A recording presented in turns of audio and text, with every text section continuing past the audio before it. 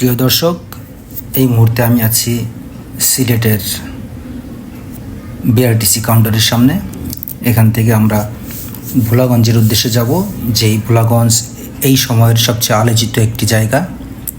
আমাদের বিআরটিসির কাউন্টার হচ্ছে এটা। এখান থেকে আমরা টিকিট নেব।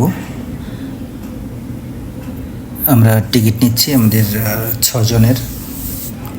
এক একজনের টিকিটের মূল্য 75 টাকা করে আমাদের টিকিট হয়ে গেছে। এটা হলো আমাদের বাস।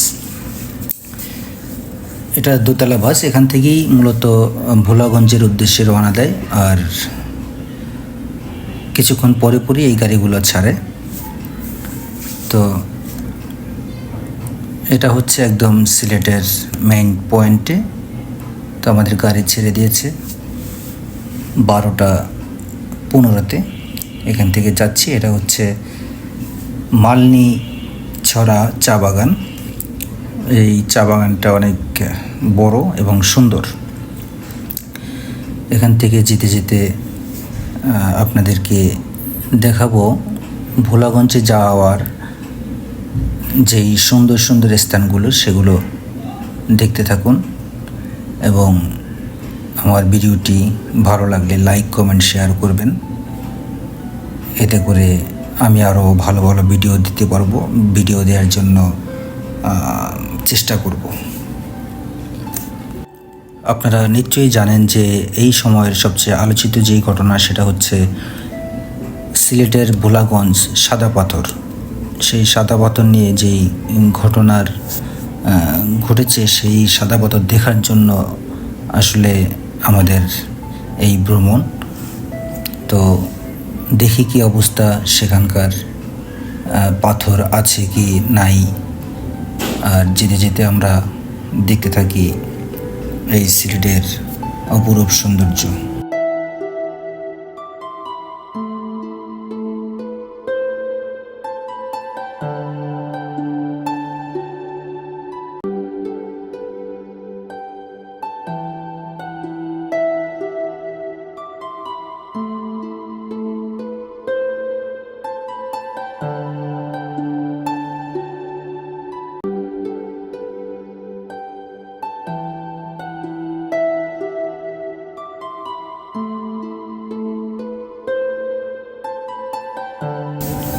আমরা আসলে এই বিআরটিসি দোতলা বাসে আসার জন্য উপর থেকে এই সুন্দর সিনগুলো দেখতে পাচ্ছি। অনেকগুলো হাঁস একসাথে, খুব সুন্দর লাগতেছে।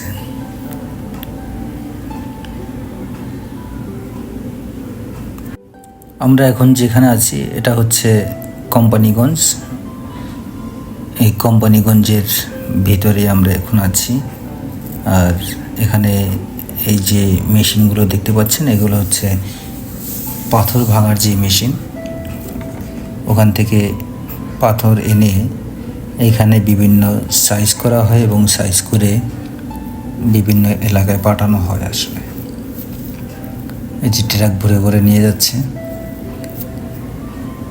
আর এখানে শত শত মেশিন আছে, যেগুলো শুধু এই পাথরের ভাঙার কাজেই ব্যবহার হয়। দেখুন, অনেক মেশিন এবং অনেক জায়গা নিয়ে। সুবহানাল্লাহ, কত সুন্দর একটি সিন আমি নিজ চোখে দেখতে পাচ্ছি। আসলে এত সুন্দর একটা দৃশ্য আমি এর আগে কখনো দেখিনি। কারণ এই টাইমটা বা এই সময়ে এরকম পাহাড়ি অঞ্চলে আমার যাওয়া হয়নি, এই প্রথম। অনেক সুন্দর। দেখুন, যেদিকে তাকাই সেদিকে শুধু পাহাড় আর পাহাড়, এবং পাহাড় থেকে নিচে মেঘটা এমনই মনে হচ্ছে যে আমি হাত দিয়ে ধরতে পারবো, এত নিচে। আর এখানে দেখুন, এই যে এগুলো কিন্তু পাথর ভাঙার যেই কারখানা, পাথর ভাঙার যে মেশিন, সেই এলাকা, এই কোম্পানিগঞ্জের এই স্থানগুলি আসলে পাথর এনে যেই সাইজ করা যেই স্থান বা রাখার স্থান, সেটা হচ্ছে এটা। এখান থেকেই মূলত পাথর বিভিন্ন জায়গায় সাপ্লাই হয়। তবে আমার কাছে খুব ভালো লাগতেছে, যা ভাষায় প্রকাশ করার মতো না।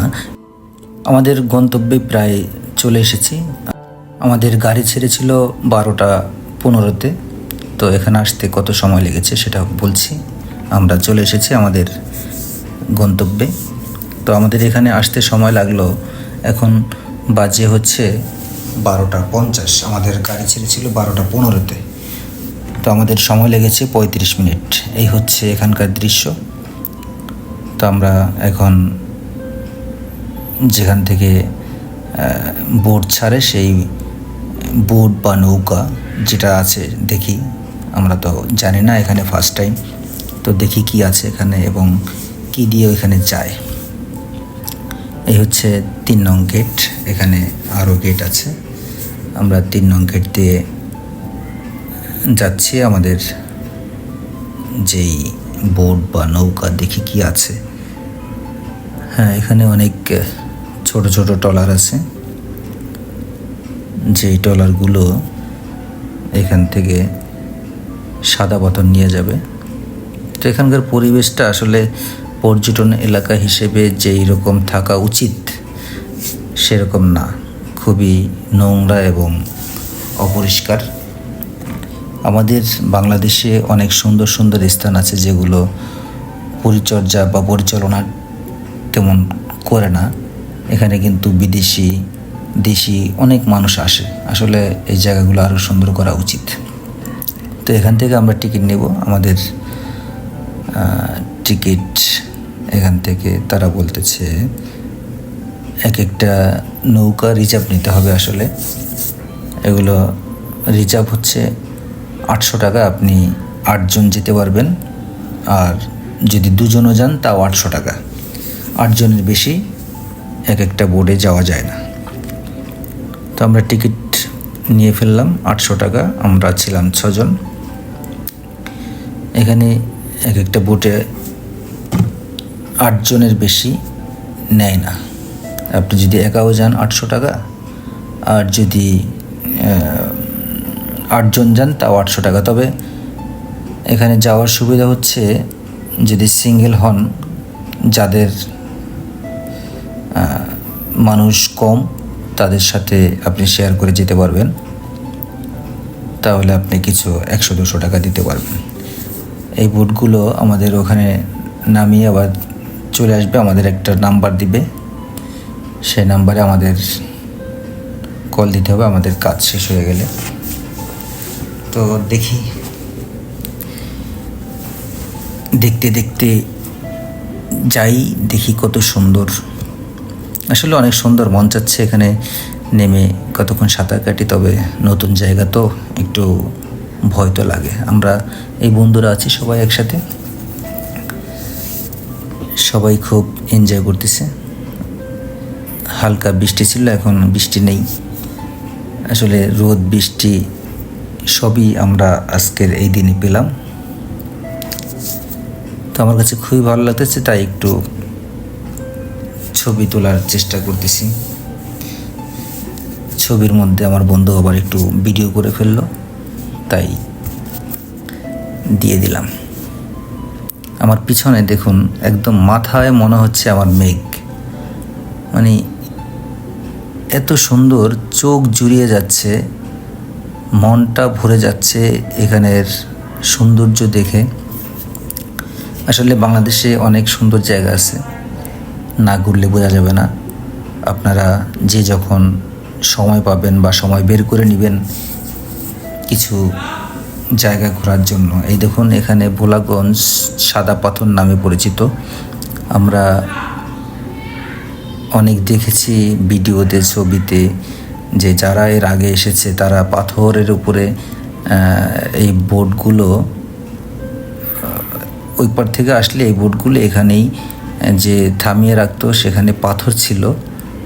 আর আজকে আমরা দেখতে পাচ্ছি এখানে কোনো পাথর নেই। আমি জানি না আগে এরকম ছিল কিনা। দেখুন, সবই বালু আর বালু। এখানে মনে হচ্ছে একটা মরুভূমির ভিতরে আসলাম। এখানে নাকি অনেক বড় বড় পাথর ছিল, সেই পাথর আসলে এখন আর নেই। এগুলো নারকেলের খোসা, তালের খোসা এগুলো রাখা আছে।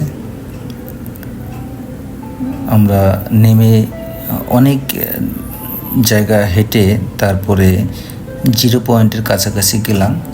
ওখানে কিছু পাথর আছে। আসলে এই যে জায়গাগুলো, এখানে নাকি অনেক পাথর ছিল আমি শুনেছি এবং ছবি ভিডিওতে দেখেছি। আপনারা যারা আগে এখানে গেছেন তারা কমেন্ট করবেন এখানে কি পাথর ছিল কি ছিল না, সেটা একটু আমাকে কমেন্টে বলবেন। আসলে আমি যদি এর আগে আসতাম তাহলে বলতে পারতাম এখানে পাথর ছিল কি না। যাক, যা হওয়ার তো হয়েছে। এখন আমাদের চারপাশটা দেখি। ওই যে ঠিক আমার সামনে যে পাহাড়গুলো, এগুলো হচ্ছে ইন্ডিয়ার। আর এখান থেকেই মূলত বাংলাদেশের শুরু। একদম পাথর নেই, দেখুন একদম ক্লিয়ার। এত সুন্দর জায়গা। আসলে জানলে ক্রিকেট ব্যাট বল নিয়ে আসতাম, আমরা এখানে একটু ক্রিকেট খেলতাম। আমি মনে করেছি এখানে পাথর, শুধু পাথরই, কারণ দেখেছি আমি যেটা ছবিতে ভিডিওতে, যেখানে অনেক পাথর, পাথরের সৌন্দর্যের জন্য আসলে এখানে মানুষ আসে এবং এই নাম রাখা হয়েছে সাদা পাথর এই স্থানটির। এখন দেখুন কালো কালো পাথর কিছু আছে আর পাথরই নেই, দেখতে পাচ্ছেন একদম ক্লিয়ার। যেই পাথরগুলো আছে আসলে এই পাথরগুলো হয়তো কোনো কাজে লাগে না, এই কারণে নেওয়া হয়নি। যদি এগুলো কাজে লাগতো এগুলোও নিয়ে যেত। আর এই যে দেখুন এখান থেকেই পাথর আসে, শুধু ইন্ডিয়ার সাইডগুলোতে পাথর আছে। তো আমরা একদম 0 পয়েন্টের কাছাকাছি যেখানে আসলাম, এখানে কিছু পাথর আছে, তাই এখানে নেমে একটু বন্ধুরা মজা করতেছি। একদম এই সাইডটা, এটা হচ্ছে ইন্ডিয়া। আর এই যে মেঘগুলো দেখতে পাচ্ছেন, মেঘের নিচে আসলে বাড়িঘর আছে। কিছুক্ষণ পরে পরে এখানে মেঘ জমে, আবার কিছুক্ষণ পরে মেঘ থাকে না। এই দৃশ্যগুলো চোখ দিয়ে দেখলে আসলে এখান থেকে যেতে ইচ্ছা করে না, যে এখানেই অনেক সময় কাটে। আমি একটু সময় পেয়ে সাঁতার কাটলাম। অনেক দিন সাঁতার কাটি না, হয়তো অনেক দিন না, অনেক বছর সাঁতার কাটি না। তো আজকে একটু চান্স পেলাম। আর পানিগুলো এত পরিষ্কার, এত মিষ্টি পানি, মনেই চায় না যে এখান থেকে উঠে আসে।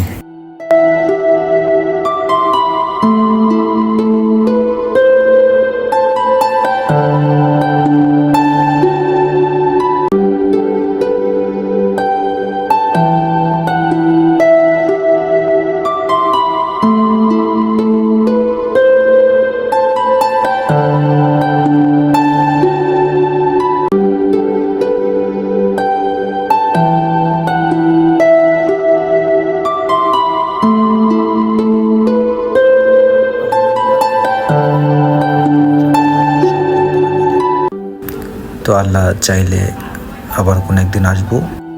তো সবাই ভালো থাকবেন এবং আমার চ্যানেলটি সাবস্ক্রাইব করবেন, লাইক কমেন্ট শেয়ার করবেন। আল্লাহ হাফেজ।